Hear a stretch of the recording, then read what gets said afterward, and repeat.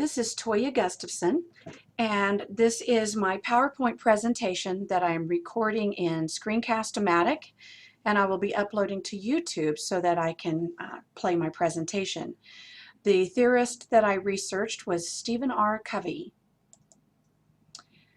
Stephen Covey was born October 24th, 1932, and he is the father of 9, grandfather of 52, currently resides in Provo, Utah. He is a professor at John M. Huntsman School of Business at Utah State University. Stephen Covey is also known for being the author of many books, and as you see listed are many of the milestones. He is very well known for writing The 7 Habits of Highly Effective People and was named the #1 most influential business book of the 20th century.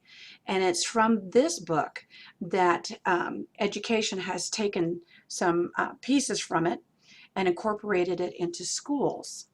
So that's where we're going to look at Stephen Covey today. Our world is changing, and Stephen Covey noticed that there is a gap between traditional education and 21st century skills that our children are required to have. The skills such as being more responsible, creative, tolerant, critical thinkers, and problem solvers. Businesses also noticed that they were not able to find people whose skills and character match the demands of the global economy. Skills such as strong communication, teamwork, being analytical, technology literate, and having organizational skills. So Covey's leadership theories then come to education. He wrote a book, The Leader in Me, and it was released in November of 2008. The Leader in Me is how schools and parents around the world are inspiring greatness, one child at a time. And this book follows how an elementary school in Raleigh, North Carolina, tried to incorporate the 7 habits of highly effective people and other basic leadership skills into their school's curriculum, and they used unique and creative ways.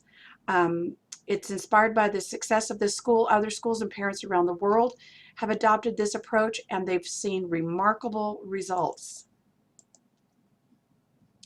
The school leadership program from this book is based on the 7 habits.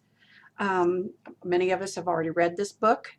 To be proactive, begin with the end in mind, put first things first, think win-win, seek first to understand, then to be understood, synergize, and to sharpen the saw. Integrating leadership principles into the core curriculum. This was done by the teachers helping students identify their talents and then assisted them in finding places to utilize those talents. They had remarkable results. There was an improvement in academic scores, reduced discipline problems, there was greater parent satisfaction and involvement, soaring student confidence, improved school cultures, and increased teacher pride. Also from Covey's blog, he, on April 20th of 2010, wrote Our Children and the Crisis in Education, where parents see that the 3 R's are necessary, but they're not enough. Also, business leaders need people who can think for themselves. He stated that NCLB pushes teachers to turn our children into better test takers, and with Obama, the focus is on college and career readiness and education. However, Stephen Covey was saying that we're just treating the symptoms rather than solving the problem. I thought it was very interesting, the quote from Henry David Thoreau, for every 1,000 hacking at the leaves of evil, there is 1 striking at the root.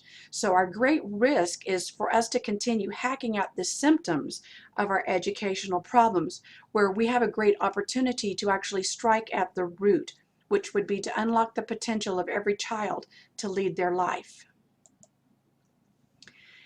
Through his book, everyone can be taught to be a leader, but there's a new definition of leadership that goes with that. Leadership is a choice, not a position. Every child learns to lead his or her own life, to be a leader among friends, family, and most of all, doing the right thing even when no one is looking. And attached are references where I got my information.